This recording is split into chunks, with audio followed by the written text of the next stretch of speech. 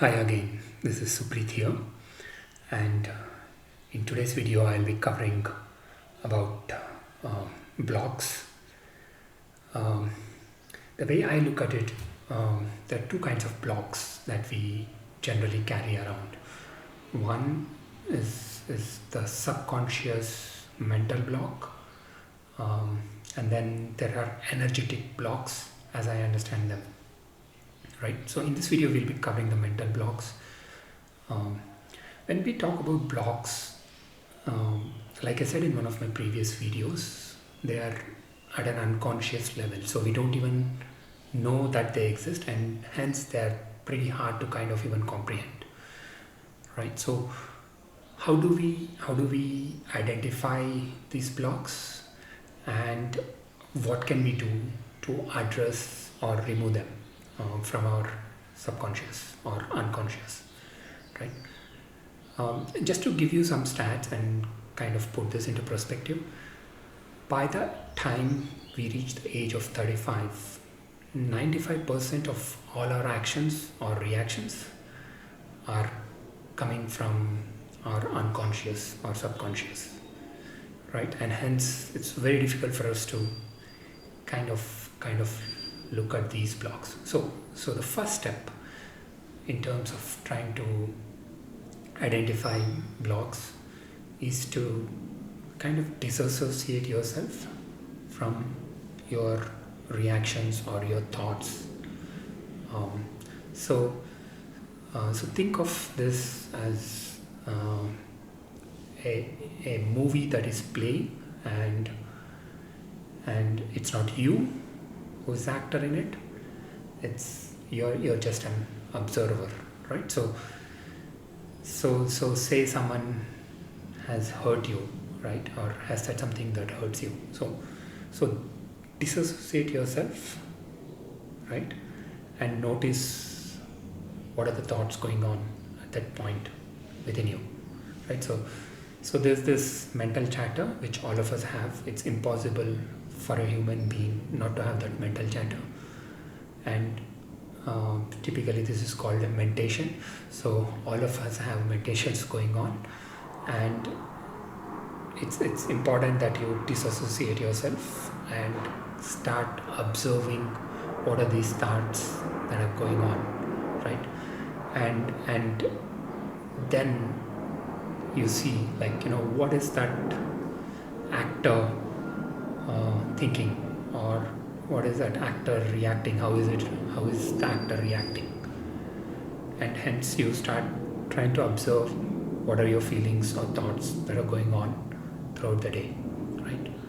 Do this for a period of time. Depends on your comfort level. Like, you might want to do this for a week. Don't react or act whenever um, whenever you see a trigger, or whenever you see a feeling, a negative feeling or something. Just observe for a week, right? And once you observe this, you are now in a position to choose what you do, right? So there are two things that you can do once you observe there's a negative feeling, like say there is guilt or there's anger, right? So try to observe that underlying feeling. What is that anger feeding?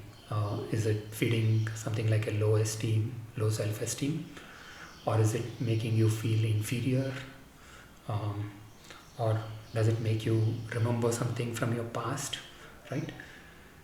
And once you observe and start making note of these things, it's very important that you maintain a daily journal, because that would let you, like, kind of peel these feelings to kind of get into the underlying cause for those feelings, right? So and essentially the underlying cause is typically the block that uh, probably you have taken on that block unconsciously in your childhood or sometime in your past, right? So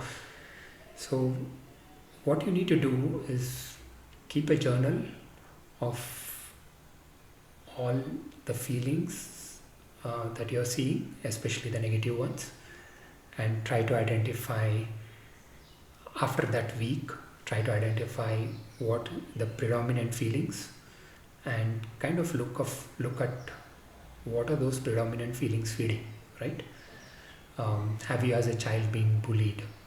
um, like for example, um, one of the things that I had a block for a very long period of time was public speaking.